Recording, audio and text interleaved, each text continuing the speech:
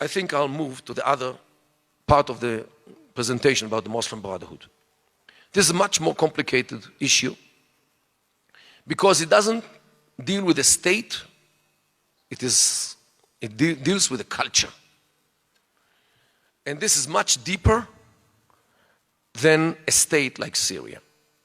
Muslim Brotherhood, we find today organizations which bear this name or names which came out from this name in many, many states in the world, including Europe and Africa, Egypt, of course, Tunisia, Morocco, even in Israel. We have 2 Muslim Brotherhood organizations. After all, this is democracy. Jordan, Syria, of course, Lebanon, Iraq, many places have organizations and parties which are directed by the light of the Muslim Brotherhood. This organization started in 1927 or 28, there is debate, in order to implement 3 objectives. One is to get rid of the foreign occupation.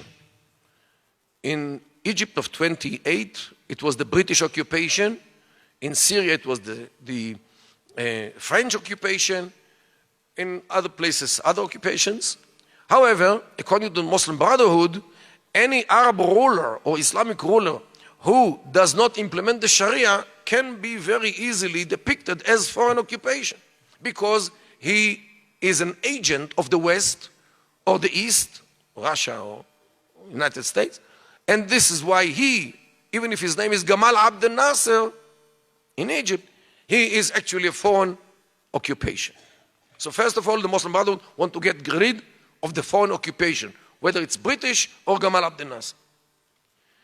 Secondly, they want to get rid of the culture of the occupation, which was enforced on us usually.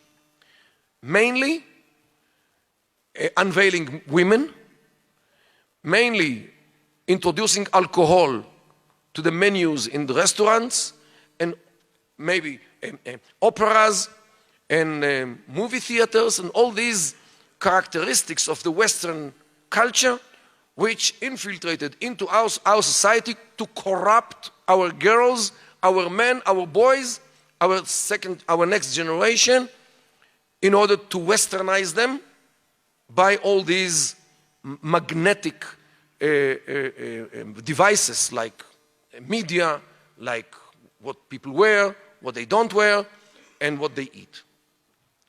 The Muslim Brotherhood are against this, against the Western culture, which infiltrated and undermines the value system of those countries, especially when it comes to questions of gender, family, and sex. This is the second agenda, which is not easy, because there are many people inside those societies who are enchanted by the West and all these freedoms which it grants, especially to women. This is why the struggle between the Muslim Brotherhood and the westernized sectors in Arab societies is not an easy battle. The third component of the Muslim Brotherhood is, after the accomplishment of getting rid of the Western occupation and the Western culture, to implement the Sharia as the law of the state, and maybe to re-establish the caliphate which they still dream about since the 7th century. Please hear the first clip. رأينا حلم الخلافة الإسلامية، حلم أرض الخلافة يتحقق بإذن الله على يد الدكتور محمد مرسي ومن معه من إخوانه وجماعته وحزبه.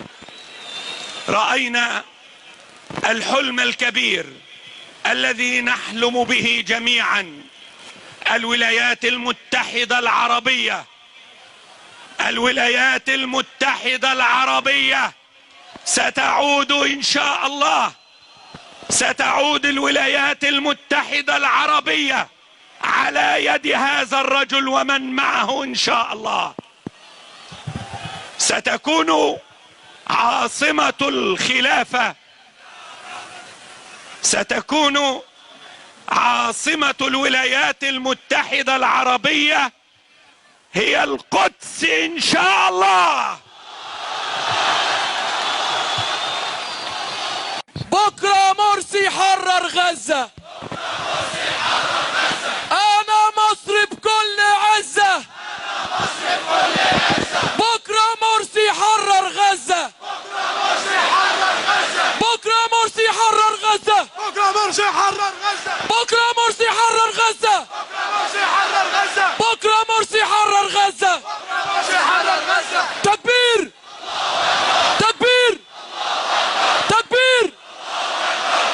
ستكون عاصمتنا ليست القاهرة ولا مكة ولا المدينة، وإنما القدس إن شاء الله.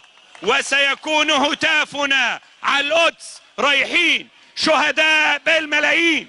على القدس رايحين شهداء بالملايين.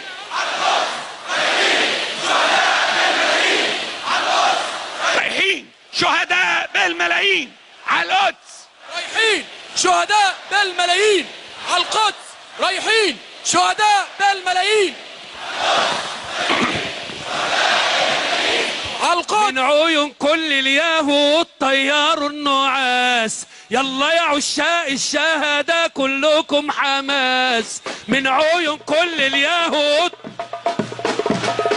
يلا يا عشاق الشهداء كلكم حماس. من عيون كل اليهود طيار النعاس. يلا يا عشاق الشهداء كلكم حماس. The whole Muslim Brotherhood folded in 5 minutes of a clip.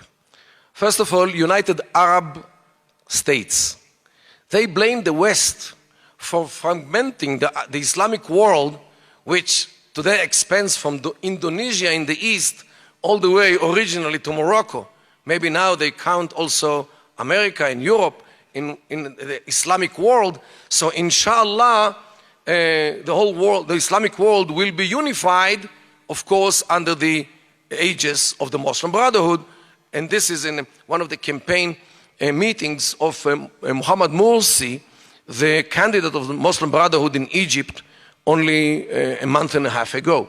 So this is actually what they talk about. However, what I wanted you to, what you saw actually, is how they base on Jerusalem as some kind of the capital of the Islamic future United States, which is rather new message. What the heck do they have in Jerusalem? And this is rather new, I must say. When I saw this, I started to look at what they say. It is a new message by the Muslim Brotherhood that now not Mecca, not Medina is their goal. After all, they have it already. Now Jerusalem is their target. Why and how Jerusalem became such an issue for the Muslim Brotherhood in Egypt? This is very puzzling. However, if we look into the issue of Jerusalem in Islam, as demonstrated in this Muslim Brotherhood clip, we cannot escape the feeling that the Jewish entity in Israel, with its capital Jerusalem, is much more than a problem, a territorial problem, or political problem, or even problem connected to real estate. This is something much deeper, which goes down to the fundamental issues of Islam. Islam, in its own view, came to the world not to live side by side with Judaism and Christianity. It rather came to the world to replace them, to hire them, to take everything which Judaism and Christianity might have had once and to build itself by the ruins of Judaism and Christianity. The theory of replacement in its Islamic version. By this idea, Islam tries to establish its legitimacy and validity by nullifying the legitimacy and validity of the religions which preceded it.